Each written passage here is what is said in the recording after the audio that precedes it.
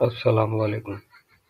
آج ہم بات کریں گے الطاف حسین صاحب کی بلدیاتی الیکشن کے بعد آنے والی تقریر پر، جس کا ہم اس آخری ویڈیو کے اس کلپ کے آخر میں شیئر کریں گے اس ویلاگ میں۔ تو الطاف حسین صاحب بہت خوش ہیں، اور کراچی کے بلدیاتی الیکشن میں جو اردو بولنے والے کراچی، حیدرآباد، خاص جہاں تک لوگ ہیں جن لوگوں نے بائیکاٹ کیا الطاف حسین صاحب کے کہنے پہ، اصل میں بائیکاٹ بھی کہہ سکتے ہیں آپ، نا امیدی بھی کہہ سکتے ہیں کہ حکمرانوں سے جو الیکٹڈ لوگ ہوتے ہیں ان سے یہاں کے لوگوں کی نا امیدی ہے کہ وہ ووٹنگ کے ذریعے الیکٹ تو ہوتے ہیں، لیکن اس کے بعد پھر وہ کام نہیں کرتے جو عوام کی امنگوں پہ ہوتے ہیں۔ تو الطاف حسین صاحب کی کلپ دیکھیں اور اس کلپ سے اندازہ لگائیں کہ وہ کتنے خوش ہیں۔ یہ اردو کا سفر آپ کا اپنا چینل ہے، اس چینل کو لائک کریں، سبسکرائب کریں اور ویڈیو کو آخر تک دیکھیں۔ شکریہ۔ السلام علیکم۔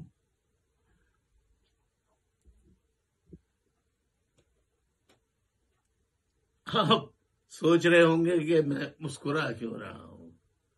بات دراصل یہ ہے کہ کبھی کبھی پیار اتنا آتا ہے کہ خود بخود مسکراہٹ چہرے پہ آ جاتی ہے۔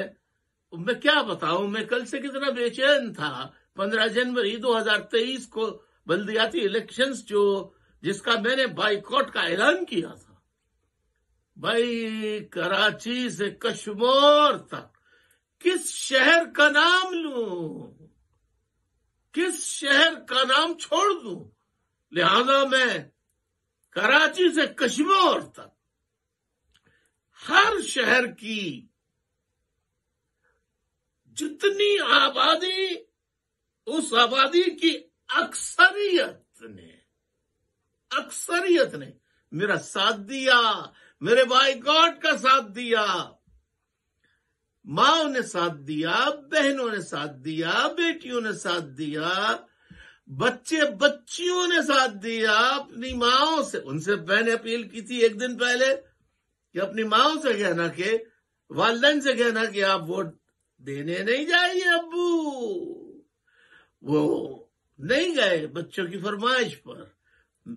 جس طرح گھر گھر جا کے خواتین نے، بزرگوں نے، نوجوانوں نے پمفلٹ بانٹے، تمام خطرات کے باوجود اپنی جانوں کو ہتھیلی پہ رکھ کر جس طرح سے انہوں نے ہمت کا مظاہرہ کیا، اور تاریخ کا کامیاب، پاکستان کی تاریخ کا کامیاب ترین بائیکاٹ کیا۔ آپ سب کو بہت بہت مبارک ہو۔ تاریخی جو کامیابی ہوئی ہے بائیکاٹ کی، مبارک ہو۔